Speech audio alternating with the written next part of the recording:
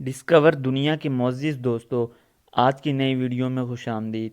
ناظرین گرامی، مکہ مکرمہ اسلام کے مقدس ترین شہروں میں سے سب سے بڑا اور اہم شہر ہے، جن میں شاعر اسلام کی بے شمار نشانیاں موجود ہیں۔ یہی مکہ میں ایک ایسا قبرستان بھی موجود ہے جو کہ آج تک صحیح اور سلامت موجود ہے، جبکہ مکہ کے بیشتر پرانے قبرستان سعودی حکومت کی جانب سے ختم کر دیے گئے ہیں تاکہ قبروں کی بے حرمتی نہ ہو اور ان جگہوں کو دوسرے مقاصد کے لیے بھی استعمال کیا جا سکے۔ لیکن یہ قبرستان اسلام سے پہلے کی تاریخ رکھتا ہے اور ابھی تک صحیح سلامت موجود ہے۔ آخر اس قبرستان میں ایسا کیا خاص ہے جو کہ یہ آج تک صحیح سلامت ہے؟ اسلام امن، سلامتی، بنیادی اسلامی حقوق، زندگی کے معاملات اور اللہ تعالیٰ کی وحدانیت پر لانے کا نام ہے، جو کہ نہ صرف دنیا سے شرک کو ختم کرتا ہے بلکہ معاشرے کو تہذیبی، معاشی اور معاشرتی پہلو میں ترقی بھی فراہم کرتا ہے۔ اسلام ایک مکمل دین اور ضابطہ حیات ہے، صرف یہ ایک مذہب نہیں ہے۔ دین زندگی جینے کے طریقے کو کہتے ہیں، جبکہ مذہب صرف عبادات پر مشتمل ہوتا ہے۔ جیسا کہ دنیا کے بیشتر مذاہب ایسے موجود ہیں جو صرف مذہب ہی ہیں اور جینے کا کوئی طریقہ نہیں بتاتے۔ زمانہ جاہلیت میں عرب معاشرہ شدید جاہلیت کا شکار تھا۔ کمزور کو جینے کا کوئی حق نہیں تھا، عورتوں کا کوئی مقام نہیں تھا، صرف طاقتور کو ہی معاشرے میں اپنے حقوق حاصل تھے، اور اسی کے ساتھ ساتھ بیٹیوں کو زندہ دفن کر دیا جاتا تھا۔ بیٹیوں کو زندہ درگور کر دیا جاتا تھا اور ان کی کوئی اہمیت نہیں تھی۔ یہ وہی قبرستان ہے جہاں بیٹیوں کو دفن کیا جاتا تھا۔ معزز دوستو، جیسے ایک صحابی رضی اللہ تعالیٰ عنہ نے جب اسلام قبول کیا تو انہوں نے روتے ہوئے نبی کریم صلی اللہ علیہ وسلم کو بتایا کہ انہوں نے اپنی 11 بیٹیوں کو اسلام قبول کرنے سے پہلے زندہ دفن کیا ہے، جسے سن کر نبی کریم صلی اللہ علیہ وسلم رونے لگ گئے اور پھر فرمایا کہ اللہ تمہیں معاف کرے، اللہ تمہیں معاف کرے، میرے سامنے اس کا ذکر مت کرو۔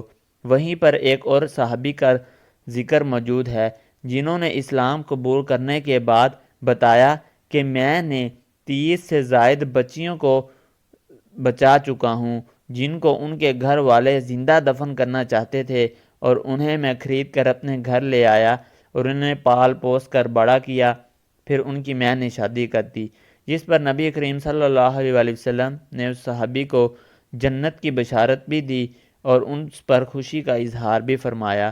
معزز دوستو، اسلام صرف اللہ رب العزت کی وحدانیت پر ایمان لانے کا نام نہیں ہے۔ بے شک اللہ کی وحدانیت پر ایمان لانا اور شرک سے کنارہ کشی کرنا ہی اسلام کا سب سے پہلا مطالبہ ہے، لیکن اس کے ساتھ ساتھ اگر ہم انسانی حقوق کو پامال کر دیں گے تو صرف توحید ہمیں جہنم سے نہیں بچا سکتی۔ اسلام میں حقوق العباد کا ایک بڑا مقام ہے۔ یہ قبرستان ہمیں یاد دلاتا ہے کہ اسلام نے کس قدر معاشرے میں بڑی تبدیلی رونما کی، اور اس قبرستان کو سعودی حکومت نے کئی بار ختم کرنے کا پروگرام بنایا، مگر نامعلوم وجوہات کی بنا پر اس پر عمل نہیں کیا گیا، اور زمانہ جاہلیت کی یاد کرواتا یہ قبرستان آج بھی موجود ہے۔ اس کے آس پاس بلڈنگز اور روڈز موجود ہیں، لیکن قبرستان آج بھی زمانہ جاہلیت کی نشانی کے طور پر درست اور صحیح سلامت موجود ہے، تاکہ اسے دیکھ کر عبرت حاصل کی جا سکے۔ سعودیہ کی حکومت کی کئی بار کوششوں کے بعد بھی کوئی ایسی انتظامی رکاوٹ اس قبرستان کے ختم کرنے میں آ جاتی ہے جس کی وجہ سے اس منصوبے کو رد کر دیا جاتا ہے۔ معزز دوستو، ہم اللہ تعالیٰ کی طرف سے اسے ایک نشانی بھی قرار دے سکتے ہیں جس نے اس قبرستان کو آج تک صحیح اور سلامت رکھا ہوا ہے۔ انٹرنیٹ پر کئی ایسی ضعیف اور من گھڑت روایات پیش کی جاتی ہیں جس میں یہ بتایا جاتا ہے کہ سیدنا فاروق اعظم حضرت عمر رضی اللہ تعالیٰ عنہ بھی اسلام سے قبل اپنی کئی بیٹیوں کو زندہ دفن کر چکے ہیں، لیکن ہم آپ کو بتاتے چلیں کہ اس طرح کی تمام باتیں صاف جھوٹ اور من گھڑت ہیں، کیونکہ حضرت عمر رضی اللہ تعالیٰ عنہ وہ ہستی ہیں جسے دیکھ کر شیطان یعنی ابلیس بھی اپنا راستہ تبدیل کر لیتا ہے۔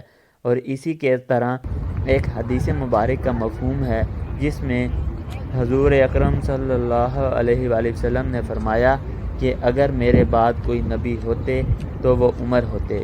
اسی طرح ایک اور موقع پر فرمایا کہ اللہ رب العزت نے عمر کے دل، زبان اور ہاتھ میں حق کو جاری کر دیا ہے۔ عمر جو بھی سوچتا اور کرتا ہے وہ عین حق ہوتا ہے۔ قرآن مجید میں مختلف مقامات ایسے ہیں جو کہ خلیفہ دوم سیدنا حضرت عمر رضی اللہ تعالیٰ عنہ کے حق اور سچ ہونے کی گواہی دیتے ہیں۔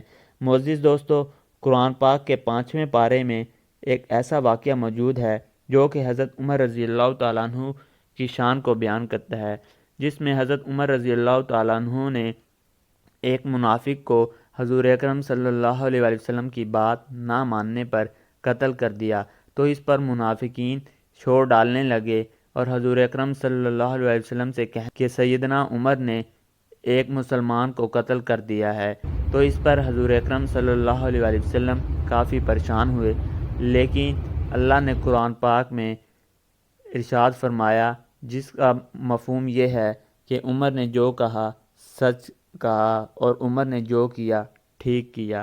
معزز دوستو، اگر آپ کو حضرت عمر رضی اللہ تعالیٰ عنہ سے پیار ہے تو اس ویڈیو کو لائک کریں، چینل کو سبسکرائب کریں۔ ملتے ہیں اگلی ویڈیو میں اسی طرح کے نئے ٹاپک کے ساتھ، اس وقت تک کے لیے اجازت دیجیے۔ اللہ حافظ۔